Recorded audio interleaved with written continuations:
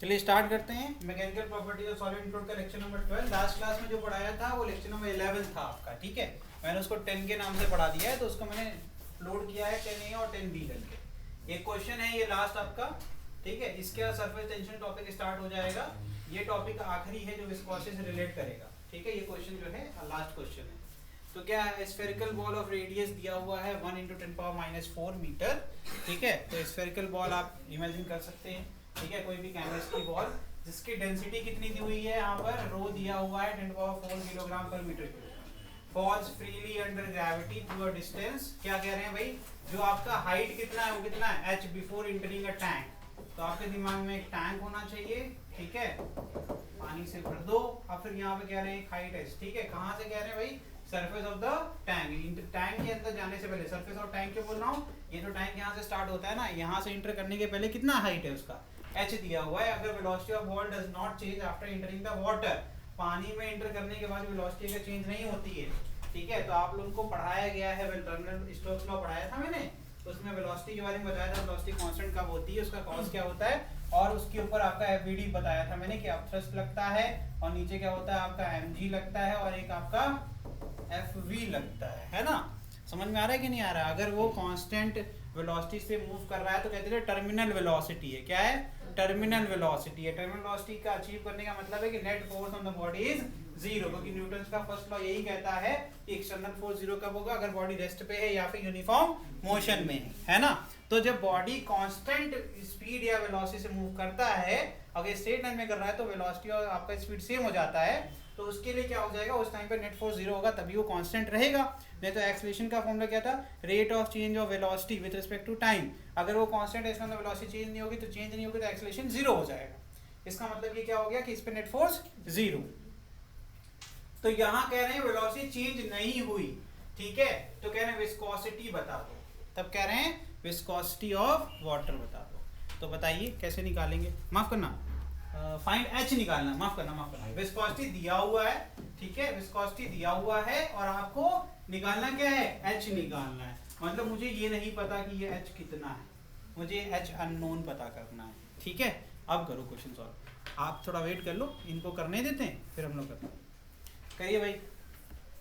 Constant मतलब same velocity से move करती है, इसका मतलब है जो वेलोसिटी टैंक पे जैसे ही एंटर करने वाला होगा, उस समय जो भी वेलोसिटी होगी वही वेलोसिटी आपकी टर्मिनल वेलोसिटी हो जाएगी कि नहीं हो जाएगी, क्योंकि उसी वेलोसिटी से ये अंदर की तरफ मोशन कर रहा है। क्वेश्चन ने बहुत क्लियरली बोला है कि वेलोसिटी चेंज नहीं होती है आफ्टर एंटरिंग द टैंक। इसका मतलब है इतना सिंपल ये क्वेश्चन हो जाता है, तुरंत वन लाइन में ये क्वेश्चन है। बिकॉज एक सिंपल होता है, जब भी कोई बॉडी फ्री फॉल करती है, सरफेस पे जब वो हिट करती है, तो अगर वो हाइट h से आ रही है, मतलब हाइट h से वो नीचे की तरफ आ रही है, तो उसके ऊपर फोर्स लगता है mg, तो v की वैल्यू आती है एट द टाइम ऑफ जब वो हिट करता है, तो v final will be equal to √2gh। कहीं ना कहीं डायरेक्टली फॉर्मूला यहाँ पर आता है। ये हो गया वो सरफेस, ये हमारा इमेजिन सरफेस हो गया जो टैंक का सरफेस है, जहाँ से पानी शुरू होता है, और ये हाइट कितना h कितना ट्रैवल कर रही है, ये बॉल ये h ट्रैवल कर रही है, तो यहाँ पे वेलोसिटी क्या रही होगी, इस समय वेलोसिटी रहेगी आपके √2gh। और कहीं ना कहीं अगर ये कांस्टेंट वेलोसिटी से ये अंदर की तरफ मूव कर रहा है, इसका मतलब यहाँ पर जो वेलोसिटी होती है वो कौन सी होती है, टर्मिनल वेलोसिटी, और vt will be equal to what, √2gh। Question में डेंसिटी भी दिया है, तो vt का फॉर्मूला यूज कर लेंगे, तो vt इज इक्वल टू आ गया √2gh। अब vt का फॉर्मूला जिसको पता है वो आंसर निकाल लेगा, जिसको नहीं पता है वो, ठीक है। तो vt का फॉर्मूला क्या होता है भाई, कौन बताएगा, कोई बताएगा। चलिए लिखिए 2/9 r², क्या हो जाएगा भाई, 2/9 r² इंटू क्या होगा, डेंसिटी का डिफरेंस, ऑब्जेक्ट और लिक्विड की डेंसिटी का डिफरेंस जो होगा, तो क्या जाएगा रो माइनस सिग्मा, रो होता था ऑब्जेक्ट की और सिग्मा होता था लिक्विड की, अपॉन क्या आएगा, ठीक है, सॉल्व कर डालो, नीटा क्या आएगा, नीटा मतलब कोएफिशिएंट ऑफ विस्कोसिटी, और ये क्या हो जाएगा into g is equal to क्या आ जाएगा √2gh। हम चाहें तो स्क्वायरिंग बोथ साइड कर सकते हैं, कोई भी दिक्कत नहीं आएगी, सॉल्व भी हो जाएगा और h निकल जाएगा, ठीक है। यहाँ पर 2g आएगा, यहाँ पर g² आएगा, ठीक है। ये 2 है, यहाँ पे हो जाएगा 4, तो यहाँ बचेगा 2 2 जा 4 हो जाएगा ना, यहाँ 2 बचेगा और यहाँ पर एक g बचेगा, ये g हट जाएगा, तो h is equal to formula directly बोल रहा हूँ, सुनो, h इज इक्वल टू आ जाएगा 2/81 r⁴ rho minus sigma upon eta का whole square into g, directly formula बोल रहा हूँ। आप करोगे क्या, आपको करना है तो स्क्वायरिंग बोथ साइड करके सॉल्व करो, देखो सेम आएगा।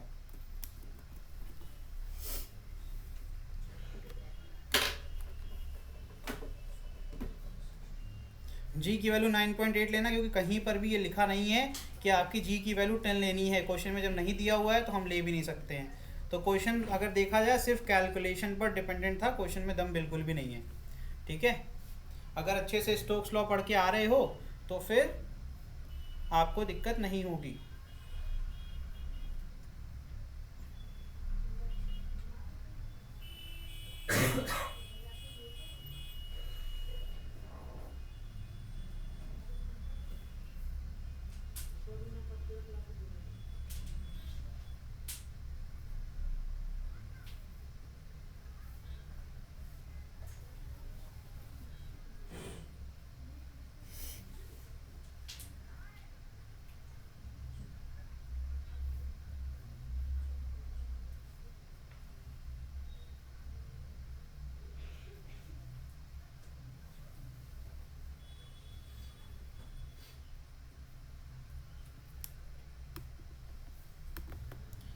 ठीक है, तो मैंने क्या किया, मैंने सारी वैल्यूज पुट कर दी और पहले मैंने √2gh के साथ ही सॉल्व किया। ये सिंपलीफाई हो गया, 2 × 10⁻1 = √2gh।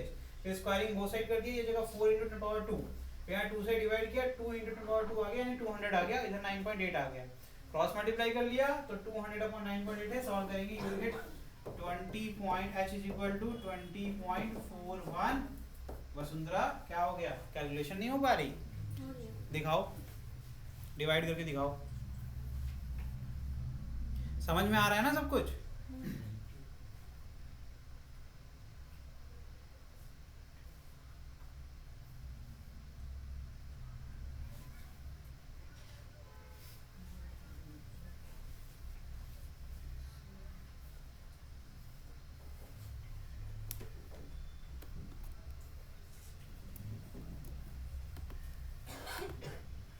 ठीक है, किसी कोई दिक्कत? चलिए सरफेस टेंशन, नेक्स्ट हेडिंग लिखिए surface tension. Surface tension is basically a property of liquid. The liquid surface behaves like a stressed elastic membrane which has a natural tendency to contract and tends to have a minimum possible area. This property of liquid is called surface tension. अब मेरी बात सुनना, जब भी कभी भी देखोगे slow motion में लगा करके देखोगे, नल से जो टैप वाटर होता है ना, उससे अगर ड्रॉप्स गिरते हैं तो देखो वो स्फेरिकल शेप में ले लेते, जैसे ही वो अलग होते हैं नल से एक बूंद बन जाती है, कहते हैं ना एक आपकी पूरा स्फेरिकल हो गया बॉल की तरह, है ना। तो स्फेरिकल शेप ही क्यों लेता है, कुछ और क्यों नहीं लेता?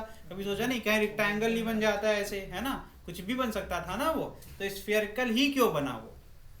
तो ये एक इंपॉर्टेंट है। तो एक्चुअली सबसे स्टेबल जो होता है स्ट्रक्चर वो कौन सा होता है? स्फेरिकल होता है, ठीक है, क्योंकि उसमें एक आपका पिन पॉइंट के अलोंग हम रेडियली सारे डायरेक्शन से हम फोर्स लगा सकते हैं, है ना, सबसे स्टेबल है। और इनवर्ड हो चाहे वो आउटवर्ड हो, सबसे स्टेबल स्ट्रक्चर कौन सा माना जाता है? स्फेरिकल माना जाता है, ठीक है। अब ये क्या होगा, किसी भी अगर फिक्स डिस्टेंस से पॉइंट से अगर फिक्स डिस्टेंस जाएंगे तो सब जगह equal amount of pressure force जो भी लगाना है लगा लो। तो जब मैंने रिंग लगा मैंने फोर्स बनाया, 3D कर दूंगा तो प्रेशर, क्योंकि फोर्स को पूरे एरिया क्रॉस सेक्शन पे डिवाइड कर दूंगा तो उससे क्या हो जाएगा, बन जाएगा प्रेशर। तो हमारे जो देखो एटमॉस्फेयर होता है तो हर एटमॉस्फेयर प्रेशर क्या होता है, हर पॉइंट पे लगता है कि नहीं लगता है बराबर। जैसे मेरी पूरी बॉडी पर चेहरे से लेकर के पीठ पे हर जगह पर कहीं भी जाओगे तो एक प्रेशर लग रहा है जो कि है एटमॉस्फेरिक प्रेशर, जिसकी वैल्यू होती है P0, है ना। P0 से नोट करते हैं कि नहीं करते हैं? तो वैसे ही जब भी आपका वाटर मॉलिक्यूल अलग होता है सबसे इसको क्या होता है, हर डायरेक्शन से प्रेशर होगा कि नहीं होगा? प्रेशर होगा तो जो सरफेस है एक वो लेयर बना लेता है ना। जैसे हम सब क्या करते हैं, चेन देखा है, ह्यूमन चेन, एक दूसरे का हाथ पकड़ के खड़े हैं, तो इसके जो मॉलिक्यूल्स होते हैं अभी पढ़ेंगे, कोहेसिव अधेसिव फोर्स पढ़ेंगे काफी चीजें, तो इंट्रोडक्शन में इतना नहीं बताऊंगा, लेकिन ये समझ लो इसके जो मॉलिक्यूल्स है एक दूसरे का हाथ पकड़ करके एक लेयर बना लेते हैं, ठीक है। वही होता है सरफेस, जिसको आप देखिए कभी मच्छर देखा है पानी में बैठ जाता है, आप नहीं, आप अगर ऐसे हाथ लगाओगे तुरंत अंदर चला जाएगा, राइट, लेकिन मच्छर क्यों बैठ जाता है? मच्छर इसका मतलब कैसे बैठ पाता होगा, वो क्यों डूब रहा है? बिकॉज उसका क्या है, जो उसके वजह से जो फोर्स पॉइंट एरिया लग रहा है, वो जो सरफेस टेंशन है, जो एक मेम्ब्रेन बन रही है, जो ये चेन बन रही है जहां पर ये सारे एक दूसरे को क्या कर रहे हैं, इंटरमॉलिक्यूलर फोर्स से जो बांध के रखे हुए हैं। इंटर कैसे करेंगे, इनको तोड़ेंगे बीच से तभी तो जाएंगे ना, लेकिन अगर तोड़ने की क्षमता ही ना हो तो क्या होगा, पड़े रहोगे ऊपर, मेरी बात समझ गए? समझ गए? तो वैसे ही मच्छर जब बैठता है पानी के ऊपर तो बेसिकली उसके पास इतनी कैपेबिलिटी नहीं होती है कि वो इस मेम्ब्रेन को पार कर सके, ठीक। इसीलिए वो सरफेस टेंशन को से कम उसके पास फोर्स है, तो वो कभी मेम्ब्रेन को पार करके अंदर नहीं डूबता है, वो ऊपर ही बैठा रहता है। समझ में आ रहा है कि नहीं आ रहा है? चलिए लिखिए, ये हो गया। चलिए आगे बढ़ते हैं। इंटरमॉलिक्यूलर फोर्सेस क्या होते हैं? आई थिंक केमिस्ट्री है, आप लोगों को पता ही है। फोर्स ऑफ अट्रैक्शन और repulsion acting among the molecule are known as intermolecular forces. आपको पता है कि दो मॉलिक्यूल होंगे, उनके बीच में क्या होगा? फोर्स ऑफ अट्रैक्शन होगा, रिपल्शन होगा, कुछ भी हो सकता है, लेकिन इंटरमॉलिक्यूलर तो अट्रैक्टिव फोर्स होता है। बॉन्ड कैसे बनेगा फिर, है ना? तो क्या होगा, एक पॉजिटिव होगा, एक नेगेटिव होगा, क्या करेंगे? ऐड एक बॉन्ड बना देंगे, कोवेलेंट बॉन्ड बना देंगे। लेकिन इंटरमॉलिक्यूलर नहीं हुआ यार, ये तो कोवेलेंट हो गया। कंफ्यूज हो गया ना सिस्टम केमिस्ट्री का? क्या होगा इंटरमॉलिक्यूलर, क्या होता है? पढ़ाया नहीं सर ने? सर ने नहीं पढ़ाया? ऐसे तो नहीं हो सकता यार, वो केमिस्ट्री पढ़ा कैसे रहे हैं फिर अगर इंटरमॉलिक्यूलर फोर्स नहीं पढ़ा? तो हमने तो बताया ना, इंटर दो मॉलिक्यूल के बीच में फोर्स ऑफ अट्रैक्शन जो होता है उसे इंटरमॉलिक्यूलर फोर्स ऑफ अट्रैक्शन कहते हैं। ऐसे ही तो कुछ होता है। चलो, तो ये क्या है? अट्रैक्टिव भी हो सकता है, रिपल्सिव हो सकता है, ये बता दो बस मुझे। दो मॉलिक्यूल है, उनके ऊपर अगर पॉजिटिव पोलैरिटी है तो भैया रिपल्सिव होगा कि नहीं होगा, है ना? एक पॉजिटिव है, एक नेगेटिव है, इसके पास एक्सेस इलेक्ट्रॉन होगा, उस पे नेगेटिव होगा, जिसका डिफिशिएंसी होगी। इतनी तो केमिस्ट्री हमको भी आती है ना? तो क्या हो जाएगा? आपका अट्रैक्टिव फोर्स होगा। अब उस अट्रैक्टिव फोर्स से रिजल्ट क्या बन जाएगा? वो बॉन्ड बन जाएगा। बाद में वो इतने करीब आ जाएंगे कि उससे करीब जा नहीं सकते, तो कोवेलेंट बॉन्ड बना लेंगे। इतनी केमिस्ट्री तो पढ़ी है ना? कोहेसिव फोर्स, ये इंपॉर्टेंट है। कोहेसिव फोर्स, अधेसिव फोर्स, क्योंकि बड़ा ही आगे चल के इंपॉर्टेंट बनेगा। आपको देखने को मिलेगा लिक्विड के अलग अलग शेप, उसमें आपको कोहेसिव अधेसिव पढ़ना पड़ेगा। तो देखिए, the force of attraction acting between molecule of same material, यानी कि जो मैंने अभी बोला था, जो स्फेरिकल शेप ले रहा था आपका लिक्विड ड्रॉप, उसमें सारे मॉलिक्यूल किसके थे? लिक्विड के थे। उनके बीच का जो फोर्स है वो कैसा फोर्स हो जाएगा? फिर वो आपका कोहेसिव कैटेगरी में आएगा, ठीक है?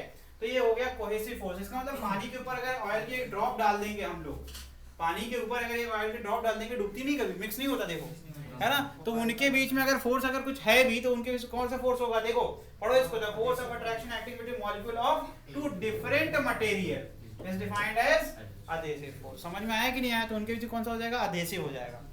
मिक्स कब होंगे? जब उनका क्या होगा भाई?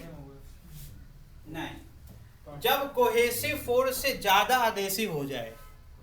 मेरी बात सुनना ध्यान से, क्योंकि अगर ऑयल को वाटर में मिलना था तो पहले वाटर को अलग करना पड़ेगा ना। अरे दो वाटर मॉलिक्यूल, उनके बीच में जाके बैठना है, मिक्सिंग का मतलब यही हो गया ना, उनके स्ट्रक्चर में जाके घुल मिल जाना। लेकिन अगर उनके बीच में कोहेसिव फोर्स ज्यादा और आपके बीच में अधेसिव फोर्स कम है, तो कभी उनको अलग कर पाएंगे? है नहीं कर पाएंगे ना। इसका मतलब है कि अगर मिक्सिंग करनी है तो उसमें क्लियर है कि adhesive should be greater than cohesive force of the material, नहीं तो मिक्सिंग नहीं होगी। तो ऑयल और वाटर में ऐसा ही कुछ होता होगा चक्कर, है ना? ऑयल इसलिए मिक्स नहीं हो पाता है, ठीक है? पेट्रोल पानी मिल जाता है? कभी नहीं मिलता। क्यों नहीं मिलता है? वो ऑयल नहीं होता क्या? ऑयल होता है कि नहीं होता है पेट्रोल? तो हम ऑयल के लिए ही बढ़ा रहे हैं, तो उसमें फिर केरोसिन ऑयल भी आ जाएगा, है ना? डीजल भी आ जाएगा, लेकिन पेट्रोल तो उड़ जाएगा यार, है ना? लेकिन मिक्सिंग के बाद उड़ता है क्या? नहीं उड़ता, नीचे चला जाता है। नहीं वैसे क्या है ये, मतलब मजाकिया वे में भले भले कह रहे हैं, लेकिन जो कहना चाह रहा है वो क्या, उसका मतलब कि वो उड़ क्यों नहीं पाता? क्योंकि वो एयर के कांटेक्ट में नहीं आ पाता है ना, वो एवेपोरेट नहीं हो पाता है। पानी के नीचे वाले डेंसिटी का मैटर होता है, वो नीचे जाके बैठ जाता है। लेकिन ऑयल अगर ऊपर है तो उड़ेगा कि नहीं उड़ेगा? उड़ेगा पक्का। आज जाकर के करना, है ना? थोड़ा मेरी गाड़ी से तेल चोरी कर लेना, हम ही कह रहे हैं, नीचे जाकर चोरी कर लेना। हाँ बोलो।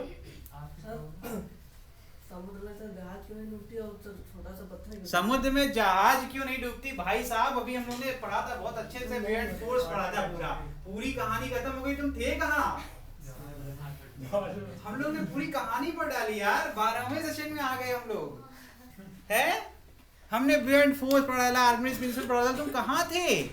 अब थ्रस्ट खत्म हो गया, पूरा एरिया पढ़ा दिया, प्रेशर कहाँ थे तुम? और पत्थर के बारे में बताया था मैंने कि पत्थर क्यों डूब जाता है, डेंसिटी का खेल बताया था कुछ। आप थ्रस्ट का एक फॉर्मूला बताया था इन टर्म्स ऑफ डेंसिटी, है ना? हम लोग ने एक फॉर्मूला बनाया था, वी रो करके एक फॉर्मूला बनाया था कि नहीं बनाया था? वी क्या था? वॉल्यूम डिस्प्लेस्ड, उस फॉर्म में बताया, तभी तो 4/3 पाई क्यों करते हैं। अब ये ज्यादा हो गया है ना, ये डिटेलिंग ज्यादा हो गई। तो थोड़ा सा पढ़ लीजिएगा उसको, वी रो जी करके फॉर्मूला था, ठीक है, पढ़ लीजिएगा तो उसमें आ जाएगा। आपको पढ़ाया था मैंने अपवर्ड अपथ्रस्ट जो होता है उसको इन टर्म्स ऑफ डेंसिटी। अब उसमें डेंसिटी दोनों में अलग अलग होती थी, मैंने बड़ा ही पॉइंट आउट किया था कि डेंसिटी ध्यान रखना, क्योंकि हमने बोला नाव डूबती, इसमें जैसे सवाल यही बात हो रही थी कि नाव डूबी नहीं तो नाव का वॉल्यूम तो ज्यादा है, तो वाटर जो डिस्प्लेस हो रहा है, अब वॉल्यूम जरूरी नहीं है कि मैच करे, डेंसिटी इनटू वॉल्यूम का प्रोडक्ट मैच करना चाहिए। क्योंकि जब हम डाउनवर्ड देखते थे, लिक्विड के टर्म में बात करते थे, तो लिक्विड में होता था भाई अगर लिक्विड का डेंसिटी सिग्मा है तो अपथ्रस्ट तो लिक्विड लगा रहा है तो उसके फॉर्मूले में आता था v सिग्मा आता था। और जब हम किसकी बात कर रहे हैं, जब वेट की बात करते थे तो वहां पर रो आता है। रो किसका होता है, डेंसिटी जो होता है आपका मटेरियल का, ठीक है। अब जैसे इसने बोला पत्थर, तो पत्थर की डेंसिटी बहुत ज्यादा है ना, तो कभी भी वाटर उतना सफिशिएंट अमाउंट ऑफ कभी भी लगा नहीं पाता है अपथ्रस्ट, तो वो डूब जाता है, ठीक है। तो वहां बेटा पढ़ाया है, पढ़ लेना, ठीक। और कुछ अरे बताओ, अरे पूछ लो, नाराज मत होना यार, है। चलो ये पढ़ लो, force acting between water molecule क्या हो जाएगा आपका, या फिर एनजी क्या होता है यार, मरकरी होता है। इसको झटका लगे पूछ रहे हैं आपको पता है, लेकिन ये वो प्रेशर है ना, Hg मतलब मरकरी है ना, तो कोहेसिव हो गया। फिर यहाँ क्या है भाई, देखो यहाँ पर एग्जांपल दिया होगा एक, force acting between the molecule of paper and ink. हाँ ये अच्छा एग्जांपल है, आप लिख पा रहे हो है ना, इसका मतलब क्लियर है कि इंक, ये बहुत अच्छा एग्जांपल हो गया भाई। पेपर पे अगर आप लिखते हैं तो अगर हम कुछ भी लिख पाते हैं, उसका रीजन क्या है, हमारा जो एडहेसिव फोर्स होगा इंक और पेपर के बीच में वो ज्यादा होगा, जो आपके पेन से निकल रही है इंक उनके बीच का कोहेसिव फोर्स, इंक अलग आसानी से अलग अलग हो जाती है। समझ में आ रहा है कि नहीं आ रहा है। इसीलिए जो है अगर आप इसको छोड़ दोगे तो ये ऐसे ही पड़ा रहेगा, अलग नहीं होने वाला है, लेकिन पानी डाल दो देखो अलग हो जाएगा। तो वो क्या कर रहा है, उसमें भी फिर डिस्टर्बेंस, मिक्सिंग हो जा रही है। मिक्सिंग कैसे हो रही है कि वाटर किसको के साथ खेल रहा है, इंक को कहा चलो बेटा मेरे साथ चलो, है ना, मेरा ज्यादा हो गया एडहेसिव फोर्स। इसका मतलब पेपर इंक और वाटर इंक में कंपैरिजन होगा तो वाटर इंक का एडहेसिव ज्यादा होगा, तभी तो उसको निकाल ले जा रहा है। पेपर तो रह जाता है, इंक सारी चली जाती है। अगर पेपर भिगा के निकालो देखो सफेद हो जाएगा पेपर, सारी इंक जितनी भी है इस पे सब गायब हो जाएंगी। क्यों हो रहा है, बस वही बात हो गई, एडहेसिव ज्यादा है। ठीक है चलिए आगे बढ़ते हैं, चलिए आगे लिखिए। Intermolecular forces are different from gravitational force in the sense the former does not obey inverse square law. तो यहाँ पर जो आपका इंटरमॉलिक्यूलर है ये कभी भी ओबे नहीं करता इनवर्स स्क्वायर लॉ। मतलब वो जो 1/r² वाला जो कंसेप्ट आता था ग्रेविटेशनल, कैसे करते थे, कहते थे दो मास है m1 m2, इनके बीच में सेंटर टू सेंटर डिस्टेंस अगर r है तो इनके बीच में जो फोर्स ऑफ अट्रैक्शन होगा, पहली बात तो फोर्स ऑफ ये सिर्फ अट्रैक्टिव हो सकता है, तो पहली बात तो ग्रेविटेशन से तो यही खत्म हो गया, क्योंकि ये रिपल्सिव भी, इंटरमॉलिक्यूलर क्या हो सकता है, रिपल्सिव भी हो सकता है, अट्रैक्टिव भी हो सकता है। तो ये तो वैसे ही क्लियर होगा, लेकिन ये डिस्टेंस का कोई लोचा इसमें पाया नहीं गया, तो इनवर्स स्क्वायर लॉ को ओबे बिल्कुल भी नहीं करता है इंटरमॉलिक्यूलर। आगे देखिए, the distance up to which these forces remains effective is called molecular range। ये बहुत इंपॉर्टेंट है, ये बहुत दूर तक के लिए नहीं होता है। देखो कितनी छोटी सी 10⁻⁹ मीटर तक ये काम करता है, इससे बियॉन्ड काम नहीं करेगा। ऐसा अगर इससे बियॉन्ड काम करता तो बाहर कुछ रखेंगे तो उसको अट्रैक्ट नहीं कर लेगा पानी। बहुत स्मॉल रेंज के लिए ना, जब कांटेक्ट में, जब पानी कांटेक्ट में आता है तभी पेपर से इंक आता है। पानी बगल में रख दोगे तो उससे इंक अलग नहीं हो जाएगी। मेरी बात समझ रहे हो नहीं? क्यों? क्योंकि इसकी रेंज ही बहुत कम है ना, रेंज बहुत कम होती है। Within this limit the forces increases very rapidly as the distance decreases। जैसे डिस्टेंस कम होती जाएगी इससे उतना ज्यादा फोर्स काम करना स्टार्ट करेगा। तो molecular range depend on the nature of the substance. इस पे भी डिपेंड करती है कि वैल्यू क्या होगी। लिख डालो फटाफट, ये इंपॉर्टेंट है, ये सब इंपॉर्टेंट है, कुछ छोड़ना नहीं है और सब याद होना चाहिए। एग्जाम्पल्स आप स्किप कर सकते हो हेडर डाल, क्योंकि मैं समझा दूंगा।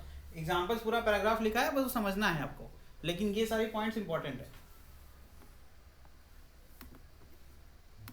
ठीक है, तो एक सिंपल सा कंसेप्ट, वही कोहेसिव और एडहेसिव का आखिरी कंसेप्ट बता रहा हूँ। जैसे देखो, अगर कभी भी किसी भी क्लास में होता है ना, एक आता है मरकरी वाला जो टेम्परेचर आपका है ना, थर्मोमीटर। अब तो इलेक्ट्रॉनिक आने लगा है, लेकिन पुराना वाला जो कांच का आता है उसमें देखोगे एक सिल्वर होता है, वही मटेरियल होता है मरकरी। हाँ होगा, जरूरी छोड़ना, हर कोई एडवांस हो गया।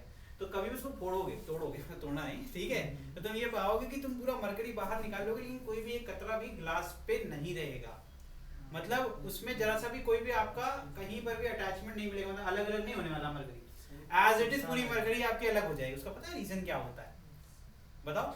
बिकॉज कोहेसिव फोर्स उसका बहुत ज्यादा होता है। जो आपका मरकरी का जो कोहेसिव फोर्स होता है वो बहुत ज्यादा हो जाता है ना, स्ट्रांग होता है कि आप किसी भी ग्लास पे उसको अगर आप डालोगे तो ग्लास से वापस से गिराओगे तो पूरा का पूरा वो खुद ही खुद साफ हो जाएगा। लेकिन पानी का क्या होगा, पानी गिरा होगा ग्लास पे तो क्या गीला हो जाएगा ना ग्लास, है ना। आप अगर उसको पूरा ऐसे करोगे तो पूरे सारे के सारे आपके मॉलिक्यूल वाटर के नहीं हटेंगे। इसका मतलब क्या है, एडहेसिव फोर्स जो है वो स्ट्रॉन्गर रहता है कंपैरेटिवली इससे। तो यहाँ पर जो सबसे ज्यादा अगर हम एक पैरामीटर रखें तो मरकरी को एक रखा जाता है कि मरकरी का कोहेसिव फोर्स बहुत ज्यादा होता है। समझ में आ रहा है कि नहीं आ रहा है? तो अगर कोई भी मिक्सिंग होती है, एक लाइन का इसको कंट्रोल कर सकते हैं, अगर कोई भी मिक्सिंग होती है, क्योंकि मैं एग्जांपल लिखवाऊंगा नहीं, इसका एग्जांपल यही पढ़ा रहा हूँ, ठीक है, ये पढ़ा रहा हूँ, ठीक है, ये मैं लिखवाने वाला नहीं हूँ, बिकॉज आपको बस लिखना है कि भाई ये वाटर ग्लास का है, इसके बीच में आपको लिखना है कि adhesive force is greater than cohesive, that's why जो है वाटर जो है उसको क्या कर देता है, वो गीला कर देता है ना, ठीक। और आपका ऑयल वाटर में क्या होता है, इसमें कोहेसिव फोर्स ज्यादा होता है वाटर का, इसीलिए ऑयल के साथ वो मिक्स नहीं होता है। और इसमें क्या हो रहा है, इसमें एडहेसिव ज्यादा हो जाता है इसलिए मिक्स हो जाता है। समझ में आ रहा है कि नहीं आ रहा है?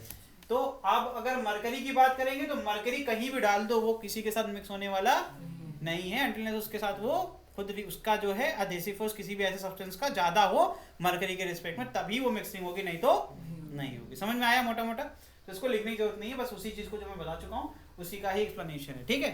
चलिए आगे लिखिए, explanation of surface tension, molecular theory of surface tension. लिखो, इसको हेडिंग लिखो, फिर लिखवाते हैं। इसमें पूरा पैराग्राफ है लेकिन मैं छोटा छोटा लिखवाऊंगा, वो लिख लेना, ठीक है। लाप्लास साहब ने पहली बार इसको एक्सप्लेन किया था तो वहीं शुरू करेंगे, मेन यहाँ शुरू होता है मामला, ठीक है। लिखिए,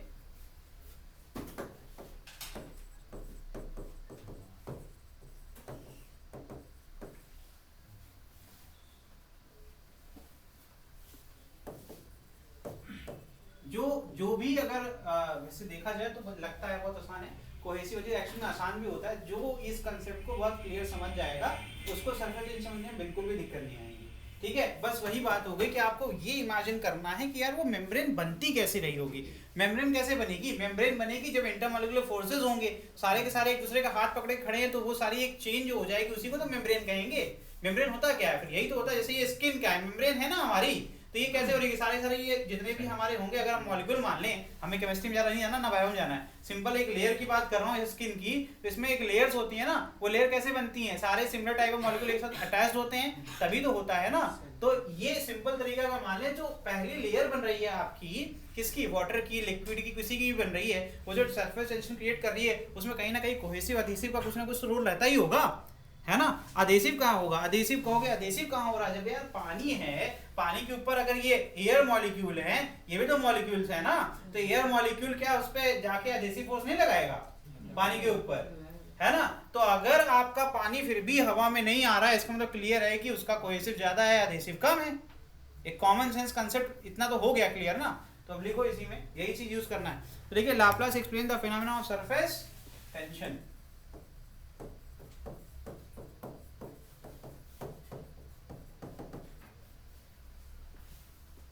On the basis of intermolecular forces, on the basis of intermolecular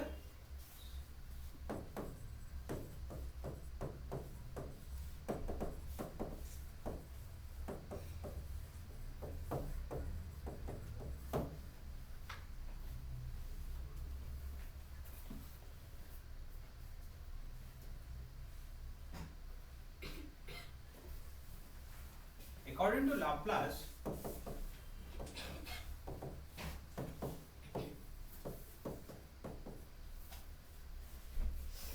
the root cause of surface tension is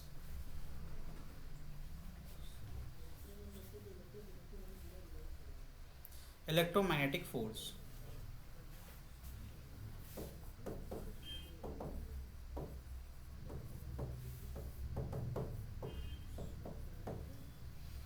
ठीक है,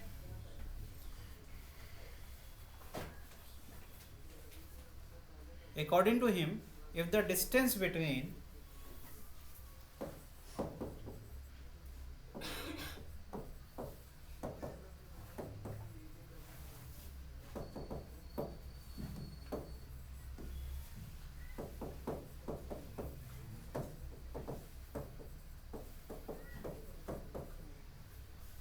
the distance between two molecule is less,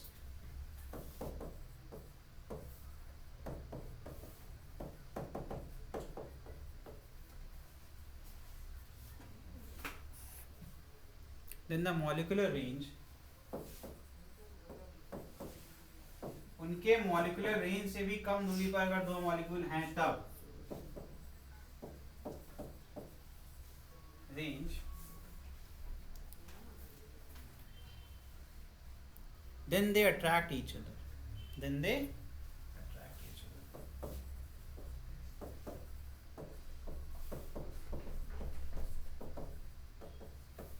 और आपको पता है मॉलिक्यूलर रेंज क्या होता है, ये यहाँ पे ऐसे ब्रैकेट में अगर जगह हो कॉपी में लिखो 10 की power minus approximately 10 power minus 9 metre, ठीक है।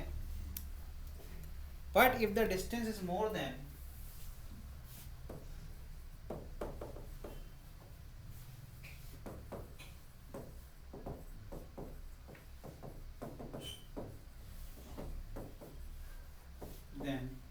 मॉलिक्यूलर रेंज, इसको एमआर लिख दूं, एम मतलब मॉलिक्यूलर रेंज, ठीक है। देन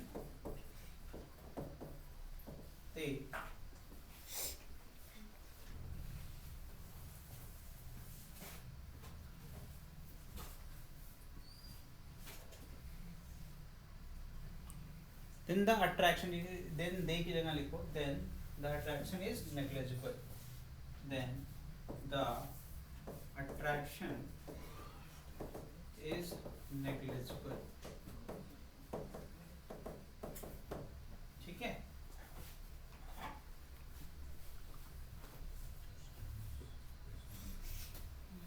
अब यहां से जो मैं बताने जा रहा हूं उसको ध्यान से देखना।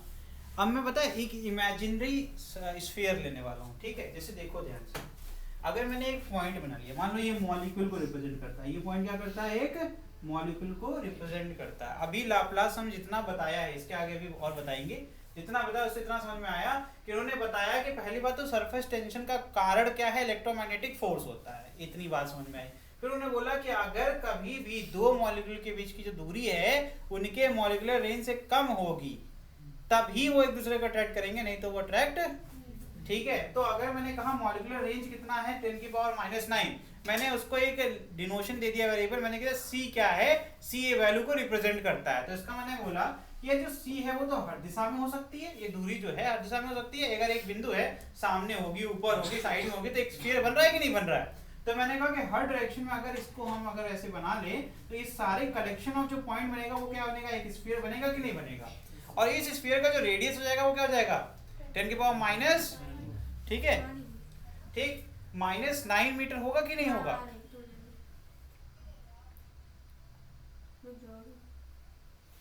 बेटा कर जल्दी हो तो जा सकते हैं, वीडियो देख लेना, ठीक है। 10 की पावर माइनस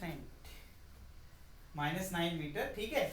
अब इसका मतलब है अगर दो मॉलिक्यूल जो है वो कहीं अगर ऐसे, अगर यहाँ पर एक मॉलिक्यूल रखा हुआ है, इसका स्फीयर ये है, अभी देखो इनके बीच में ज्यादा सा भी कोइंसाइड नहीं हो रहा है, कोई रीजन कोइंसाइड नहीं कर रहा है, यानी कि इसकी दूरी जो है वो भी बराबर है। अगर उठा करके इसको ले आओ यहाँ रख दो, ठीक है, तो अब इसके बीच में अट्रैक्शन होगा कि नहीं होगा, समझ में आ रहा है कि नहीं आ रहा है। एक इसके बाहर रीजन है, एक इसके अंदर रीजन है, तो अट्रैक्शन कहाँ होगा, जब वो एक दूसरे के करीब आ जाएंगे, इतने करीब आ जाएंगे कि 10 की पावर माइनस 9 से कम दूरी रह जाएगी उनके बीच में, तभी अट्रैक्शन होगा, नहीं तो कोई फर्क ही नहीं पड़ रहा है कौन कहां पर है। तो जो इसके बाद का डायग्राम ध्यान से देखोगे तो इसमें यही हो रहा है, ठीक है। अट्रैक्शन कब होगा और कब नहीं होगा, तो उसमें जो ये आपको ये एरोस दिख रहे हैं किसको रिप्रेजेंट कर रहा है, ये सी को रिप्रेजेंट कर रहा है, यानी कि 10 की पावर माइनस 9 मीटर को रिप्रेजेंट कर रहा है ना। और जब इनके बीच की दूरी कम होती जाएगी तभी, जैसे कि देखो ये यहाँ अट्रैक्शन होगा ज्यादा, है ना, यहाँ अट्रैक्शन कम होगा, यहाँ सबसे कम हो जाएगा। मेरी बात समझ रहे हो नहीं समझ रहे हो। तो अलग अलग है, अगर ये देखो ये पूरा डिप्ड है, ये वाला पूरा डिप्ड है, ये पार्शियली, ये हाफ डिप्ड है, ये पार्शियली, है ना, ये पूरा का पूरा डिप्ड नहीं है लेकिन कुछ ज्यादा हिस्सा है, हाफ से ज्यादा है ना। तो ये कैसे होता है मैं अभी समझाऊंगा, ठीक। इतना समझ में आया, अगर वो समझ में अभी भी नहीं आया तो ये आया कि नहीं आया, चलो ठीक है। तो इसको हटा करके आगे लिखिए, आगे लिखिए,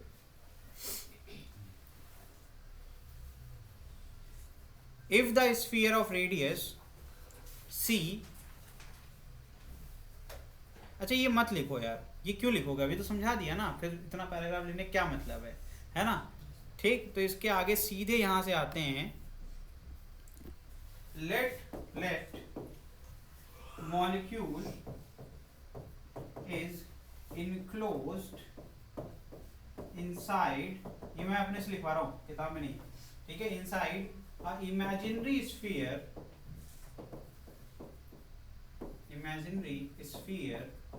of radii approximately equal to 10 power minus 9 meter, which is equal to what? C, molecular range.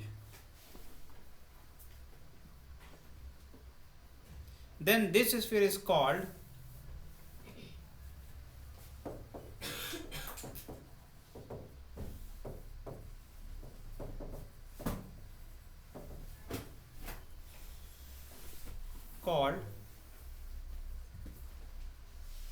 molecular activity or sphere of influence.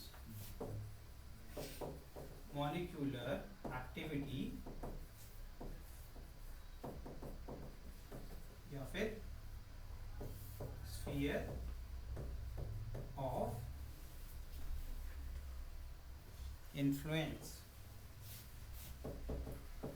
इस स्फीयर के अंदर जो आएगा उसके ऊपर किसका, जिस मॉलिक्यूल की बात कर रहे थे वो उसको अट्रैक्ट करेगा, यानी इन्फ्लुएंस करेगा अपनी तरफ आने के लिए, ठीक है।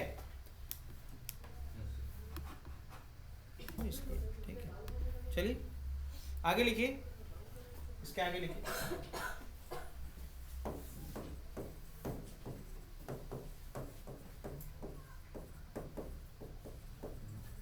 In order to understand the tension acting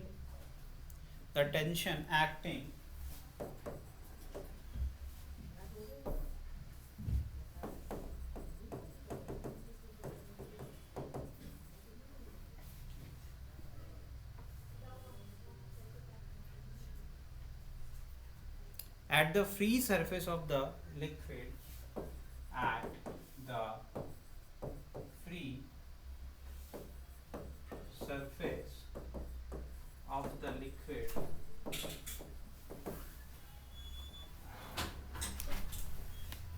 let us consider 4 liquid molecules.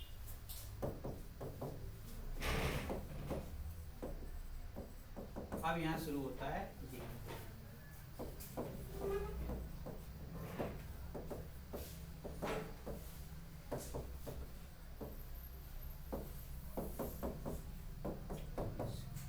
ठीक है, हमने 4 लिक्विड मॉलिक्यूल ले लिए अलग अलग लेवल पर। पहला लिक्विड मॉलिक्यूल कहाँ रिप्रेजेंट कर रहा है, किस चीज को रिप्रेजेंट कर रहा है, ये एकदम टॉप मोस्ट मॉलिक्यूल है, ये जो पहली लेयर है, जो पानी का एकदम ऊपर वाला हिस्सा होता है वहां पाया गया ये मॉलिक्यूल, ठीक है। तो इसका जो स्फीयर बन रहा है, आधा क्या बन रहा है पानी के बाहर, आधा कहाँ बन रहा है पानी के अंदर। ये डॉटेड लाइन क्या रिप्रेजेंट कर रही है, यही वो मेम्ब्रेन की बात हो रही है जो कब से हम लोग कह रहे हैं कि जो मेम्ब्रेन बन जा रही है, जिस पर वो मच्छर बैठ रहा है, ठीक है, यही वो मेम्ब्रेन है, ठीक। फिर बी क्या है, बी ऐसा है जो कि पूरी तरीके से आपका सरफेस पर नहीं है, लेकिन सरफेस के जस्ट बाद वाली जो लेयर आती है उसमें पाया गया लिक्विड मॉलिक्यूल है। तो इसका जो आपका जो सर्कल बन रहा है, यानी इमेजिनरी जो स्फीयर बन रहा है, इसका मैक्सिमम पार्ट लिक्विड के अंदर है, लेकिन कुछ हिस्सा अभी भी पानी के बाहर है। एंड जो थर्ड है वो मेम्ब्रेन की लाइन पर है, ये कंप्लीटली डिप्ड माना जाएगा क्योंकि इसके जो स्फीयर बन रहा है वो पूरा लिक्विड के अंदर ही बन रहा है। एंड जो लास्ट है डी, वो क्या है, वो डेप्थ में है, जो कि कंप्लीटली पूरा डूबा हुआ है, और कोई एक मॉलिक्यूल हमने वाटर का ले लिया जिस पर क्या है भाई एक स्फीयर बन रहा है, इमेजिनरी स्फीयर हमने बना रखा है जो कि कंप्लीट डिप्ड है, ठीक है। अब यहाँ पर हम एक एक करके सबकी स्टडी करेंगे, फर्स्ट की करेंगे फिर सेकंड की करेंगे, इस तरीके से अंडरस्टैंड करेंगे कि ये सरफेस टेंशन काम कैसे करता है, ठीक है। चलिए देखिए, according to figure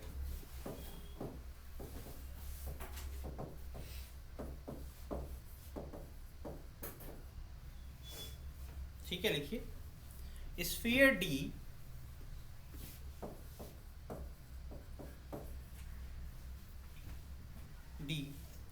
is completely inside the liquid, is completely inside the liquid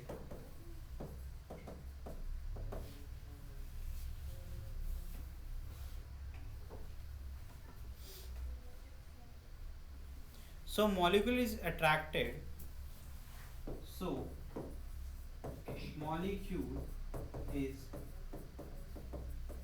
attracted in all direction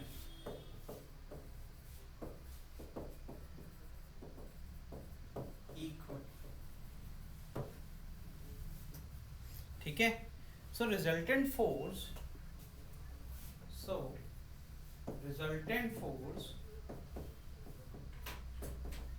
on D is 0. अब समझ लेते हैं पहले क्या हो रहा है। अगर फिगर को ध्यान से देखें तो ऑब्वियसली जो वाटर मॉलिक्यूल्स होंगे वो क्या होंगे, इसके आसपास के स्फीयर के अंदर भी होंगे, है ना। तो इसके ऊपर इसके बगल वाला पड़ोसी मॉलिक्यूल भी खींच रहा होगा इसको।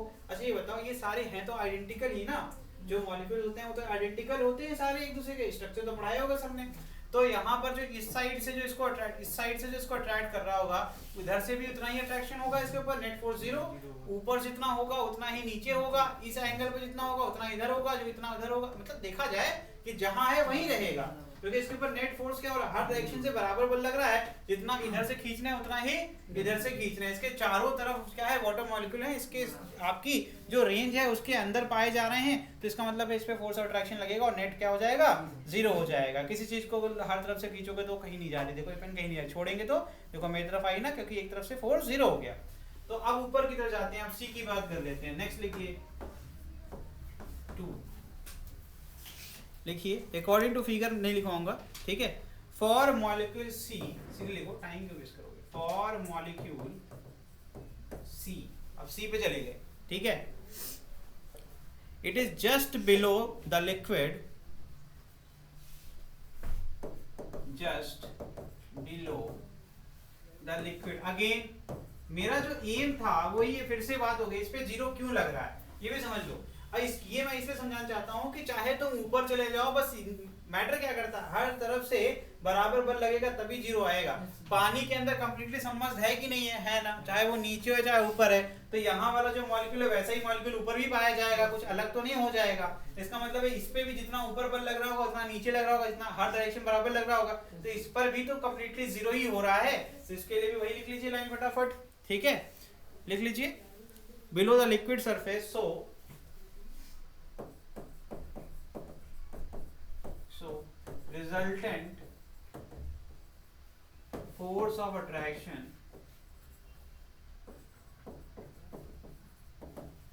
on C is 0। क्या है ये, 0 है।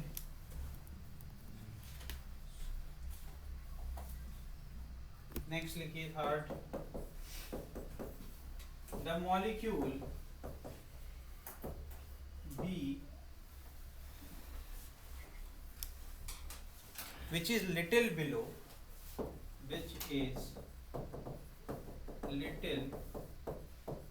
the surface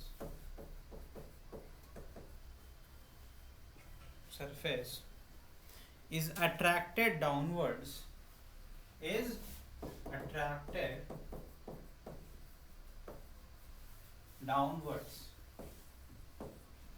अब यहां से इम्बैलेंस होना स्टार्ट होगा, ठीक है। ये मेम्ब्रेन कैसे बनती है देखो, इसका कारण क्या है, डाउनवर्ड क्यों हो रहा है, क्योंकि देखो अगर देखो ध्यान से तो इस पर एक ऐसा रीजन पाया जा रहा है जहां पर जो अधेसिव फोर्स है वो कमजोर पड़ जाएगा। एयर और वाटर के बीच का जो फोर्स होगी, एयर मॉलिक्यूल है ना, यहां तक तो वाटर मॉलिक्यूल बैठे हुए हैं, है ना, तो वाटर मॉलिक्यूल तो हमेशा डोमिनेट करेंगे, तो उनका कोहेसिव फोर्स ज्यादा होगा। और बाहर जिस रीजन में देखो, कौन सा वाला रीजन, सिर्फ इसके अपोजिट में कौन सा रीजन, ये वो रीजन होगा, बाकी तो कैंसिल आउट हो जा रहे हैं, लेकिन इसके जस्ट अपोजिट वाला जो रीजन होगा वहां पर अब वाटर मॉलिक्यूल नहीं मिलेंगे। इसका मतलब वो जीतेंगे, मतलब उनका नेट रिजल्टेंट फोर्स अब इस पर लगेगा जो कि 0 नहीं होगा। वो किसका समेशन होगा, इन सब का समेशन होगा। तो इनको करोगे तो कहां आएगा, रिजल्टेंट हमेशा डाउनवर्ड आएगा। इसका मतलब अब इस पर थोड़ा सा फोर्स लगना स्टार्ट हो गया, यानी कि अब ये कॉन्ट्रैक्ट होगी। तो जब करीब आने लगेंगे सब तो क्या हो जाएगा, एक डेंसिटी बढ़ने लगेगी। जो मेम्ब्रेन बनती है उसका कारण भी यही होता है, ठीक है, क्योंकि यहाँ कहीं पे मेम्ब्रेन बनने का चांस नहीं है, बराबर हर तरफ 0 है, किसी को कोई दिक्कत नहीं है। अभी जैसे देखो आगे वाली सीट पे 4 लोगों की जगह 5 लोगों को बैठा दे तो यहाँ पर डेंसिटी देखो चेंज हो जाएगी, बाकी जगह 4 लोगों को ही बैठा है। मेरी बात समझ रहे हो नहीं समझ रहे हो क्या कहना चाह रहे हैं। अब इन पर एक प्रेशर आने लगा, इन पर एक नीचे अट्रैक्शन आ रहा है, बाकी ना इस पे है और ना देखो मेम्ब्रेन पर जो मेम्ब्रेन की विड्थ है इस पॉइंट से जहां से जो स्फीयर है वो कंप्लीटली क्या है सबमर्ज हो जा रहा है, वहां से कोई दिक्कत नहीं है, रिजल्टेंट जीरो। लेकिन उसके पहले तो यहाँ पर ये कॉन्ट्रैक्ट होगा कि नहीं होगा, मेरी बात समझ रहे हो कि नहीं समझ रहे हो? जो उससे जो मेम्ब्रेन बनेगी जो आपको ये क्योंकि ट्रांसपेरेंट होती है हमें दिखती नहीं है ना, मेरी बात समझ रहे हो? धूल पड़ जाए, पानी पे धूल पड़ती है, देखा है कभी? ऊपर पड़ी रहती है ना, वो जो हल्की डस्ट होती है कभी डालो वो नीचे नहीं जाएगी, पूरी एक लेयर बनाएगी, वो लेयर किस पे है, वहीं से दिखना स्टार्ट हो जाती है मेम्ब्रेन। समझ में आ रहा है कि नहीं आ रहा है? चलिए आगे लिखिए। The molecule B which is little below the surface it attracted downward due to excess of molecule present below, due to excess of molecule present below. ठीक है, हेंस अब मैं नाम लूंगा, hence the resultant cohesive force, hence the resultant, वो full stop लगा लेना है,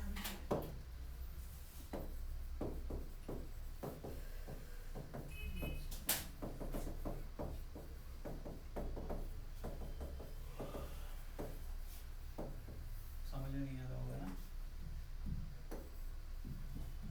एक्टिंग डाउनवर्ड, लास्ट पॉइंट लिखिए। आज के लिए लास्ट है, अगली क्लास में भी कंटिन्यू करेंगे, सरफेस टेंशन अभी खत्म नहीं हुआ, ठीक है? अभी एक छोटा सा और लिखवाना है, ठीक? मॉलिक्यूल ए, अब बताओ मॉलिक्यूल ए कौन बताएगा? डाउनवर्ड लगेगा नहीं लगेगा इसके ऊपर? अब यहां से एक जनरलाइज कर लेते हैं ना यार, ए हो सर यहाँ पर कुछ नया ले लो आप, है ना, यहाँ पर कुछ नया ले लो, यहाँ पर कुछ नया ले लो, जस्ट एबव आप मेम्ब्रेन रहो बस, है ना, मेम्ब्रेन का जहाँ विड्थ खत्म होता है उसके जस्ट एबव रहो, तो कुछ ना कुछ हिस्सा जरूर आपका पानी के बाहर चला जाएगा, और कहीं ना कहीं जितना हिस्सा स्फीयर का बाहर रहेगा उसके अपोजिट में पाए जाने वाले लिक्विड मॉलिक्यूल हमेशा जीत जाएंगे, क्योंकि उनका कोहेसिव फोर्स ज्यादा होगा। अब देखो कोहेसिव एयर से लड़ रहा है तो कोई फर्क पड़ेगा? अब मैंने कहा इस पेन को, अब पेन के जो ये पेन अलग हो जाएगी क्या? पेन अगर जुड़ी हुई है इसका मतलब इसका कोहेसिव फोर्स ज्यादा है, और बाहर क्या है इसके चारों तरफ कौन है? एयर है ना, तो एयर क्या कर रही होगी? इस पे लगा रही होगी, इसमें कोई फर्क ही नहीं पड़ रहा। तो वैसे ही जितना स्फीयर का ये पोर्शन जो बाहर है, तो देखो ध्यान से, यहाँ पर अभी हम बना नहीं रहे लेकिन यहाँ पर बन सकता है, अगर आप चाहें तो यहाँ पर लिखिए इसको, दिस इज अडेसिव फोर्स। किसके बीच में? ये हो गया खाली है तो उसमें ये हो गया एयर, और मैंने ऐसे डॉट जो बनाया है किसके लिए बना रहा हूँ? ये लिक्विड के लिए बना रहा हूँ। अब मुझे इसके जस्ट पीछे बनाता हूँ, ये देखो, अब ये इसको नीचे खींच रहा है, ये ऊपर खींच रहा है, कौन जीतेगा? ये कौन सा फोर्स है? ये कोहेसिव है, जीतेगा कौन? कोहेसिव जीतेगा ना। तो इसीलिए जब ऐसे कितने होंगे, ऐसे ढेर सारे बना डालो, उन सब का रिजल्टेंट नीचे ही तो आएगा, क्योंकि हर एक सिंगल फोर्स जीतता जाएगा, वो जुड़ता जाएगा, सारे जुड़ के एक नेट फोर्स बनाएंगे कि नहीं बनाएंगे? वेक्टर तुम्हें आता है कि नहीं आता है? मुझे डाउट हो रहा है थोड़ा थोड़ा। तो ये अगर ऐसे बना हुआ है, जरा एक सवाल का जवाब दो, इस तरीके से दो फोर्स हैं तो रिजल्टेंट कहाँ जाएगा? सेंटर पे ही जाएगा। ये किसने किसने बोला? तुमने बोला, तुमने बोला, और तुमने बोला, बहुत बढ़िया। इसका मैग्नीट्यूड जानते हो सेंटर पे जाएगा? कैसे सेंटर पे जाएगा? मैंने इतना अच्छा पढ़ाया, मैंने कहा जिसकी लेंथ ज्यादा उसका मैग्नीट्यूड ज्यादा, और मैंने बोला रिजल्टेंट हमें शिफ्ट होगा जब मैग्नीट्यूड ज्यादा होगा। सेंटर खत्म, ये हो जाएगा बी, हो जाएगा ए। वेक्टर में बड़ा इंपॉर्टेंट होता है, length of the vector define करती है उसके मैग्नीट्यूड की। लेंथ मैंने एक की ज्यादा बनाई है और एक की कम बनाई है, इसे कहते हैं IQ test, presence of mind, कितनी अवेयरनेस है टॉपिक को लेकर के। अवेयरनेस 0 है, प्रेजेंस ऑफ माइंड तो भूल ही जाओ। तो ये कुछ इस तरफ जाएगा, अगर अंदाज से भी आंसर लगाएंगे तो ऐसे लगाएंगे, ठीक है? और इसका और भी तरीके हैं, इसका परफेक्ट आंसर निकालना है तो और तरीका क्या है? दोनों जुड़े हुए हैं सर, ट्रायंगल लॉ लगेगा नहीं, पैरेललोग्राम लॉ लगेगा, है ना?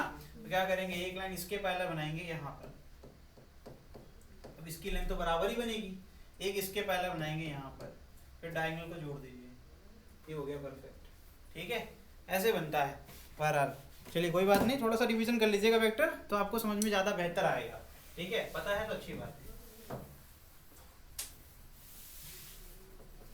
चलो ये हो गया। तो इसका मतलब क्लियर है कि इस विड्थ के अंदर इस डॉटेड लाइन को छोड़ करके इसके जस्ट अबव ऊपर तक जाएंगे तो जितने भी मॉलिक्यूल मिलेंगे वो सब पर क्या लग रहा होगा, एक डाउनवर्ड फोर्स लग रहा होगा। इसका मतलब वो सारे के सारे फोर्स के अंदर हैं, उनके ऊपर कुछ ना कुछ बल लग रहा है, उनको कोई खींच रहा है नीचे की तरफ, ठीक है। और कौन खींच रहा है, वाटर मॉलिक्यूल खींच रहा है, ठीक है। वेरी गुड, लिख लो। Molecule A is situated at the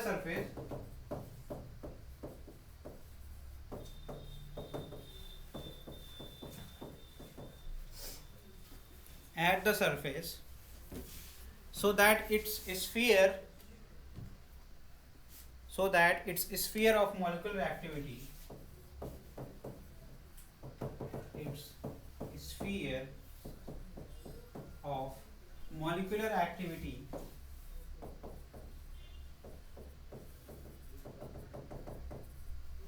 is half below the surface and half outside। Dictate भी कर रहा हूँ, जो लिख सकता है वो साथ में लिख सकता है, ठीक है।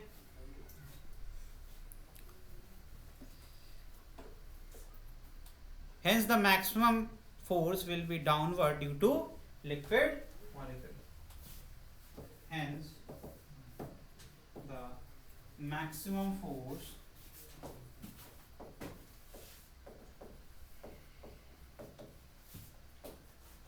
will be downward due to liquid molecule. अब सुनो ध्यान से, एक बात और सुन लो फिर छोड़ देंगे तुम लोग, ठीक है।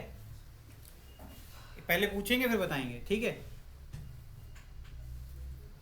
ठीक, सबसे ज्यादा, अब मैंने तुम्हें 4-5 पोजीशन बता दी, एक मैंने ऊपर बता दी, फिर उसके जस्ट नीचे बता दी, फिर सी पर बता दी, फिर डी बता दी, है ना।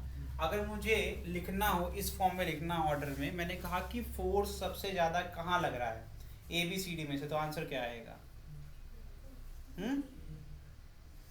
जल्दी बोलो, गलत ही बोलोगे, क्या दिक्कत है? ए बी और बी। अच्छा, सिर्फ तुम्हारा गलत है, ठीक है। ए वाले जितने हैं वो सही है, क्योंकि सीधी सीधी सी बात है, यहाँ पर अगर देखेंगे ध्यान से तो सारे के सारे क्या मैक्सिमम डाउनलोड इसमें ही बन रहा है, ज्यादा रिजल्टेंट यहाँ बनेगा। और देखो यहाँ पर सिर्फ एक कैंसिल आउट हो रहा है, कौन सा? ये वाला जो अपोजिट है, देखना सिर्फ ये, इसके ऊपर डायरेक्टली नीट में क्वेश्चन आया हुआ, जाके देख लेना। एग्जैक्टली जो बोल रहा हूं यही फिगर उठा लेना और नीट का पेपर उठा लेना और मिला लेना, बता दे रहा हूं। उसमें ऐसा ही पूछा गया था, कोई कॉमन सेंस वाली बात होती है, ध्यान नहीं देते हम लोग।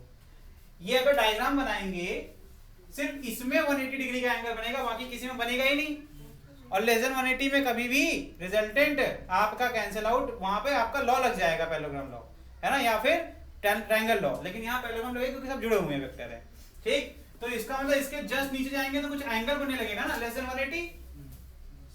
अब वो एडिटिव होने लगेंगे, तो सारे एडिटिव होने लगेंगे, जब ऐड होने लगेंगे तो रिजल्टेंट में काम आने लगेगा। लेकिन इसमें देखो जरा ध्यान से, इस वाले में देखो क्या हो रहा है। अब यहाँ पर ये वाला पोर्शन, यहाँ से इसके ऊपर वाला रीजन, 180 से ऊपर वाला रीजन, वो सब तो कैंसिल आउट हो रहा है।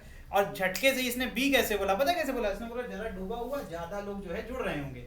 इसका लॉजिक बता देता हूँ। तो यही गलती होती है आपकी, ठीक है। उतने तो कैंसिल आउट ही हो जा रहे हैं, तो यहाँ तो बल्कि बहुत कम होगा, ठीक है। और इस वाले रीजन में ज्यादा होगा, तो आंसर कहाँ आएगा? और यहाँ लिखवाया भी मैक्सिमम फोर्स लिखवाया, ठीक है। समझ में आया कि नहीं आया? तो ये है इसमें से। तुमने ऐसे भी सोचना होता अगर IQ वाली बात, ये 0 है, यहाँ 0 है, अरे नीचे से ऊपर जा रहा है, बढ़ता जा रहा है, ऊपर से नीचे आएंगे घटता जाएगा, ऐसे साइकोलॉजी बिल्ड की जाती है, ठीक है। चलिए कोई बात नहीं, आज के लिए इतना ही। अगली क्लास में फिर से थोड़ा एक बार समझा देंगे और उसके बाद इसको सरफेस टेंशन कंप्लीट कर लेंगे, ठीक है। चलिए आज के लिए इतना ही, धन्यवाद।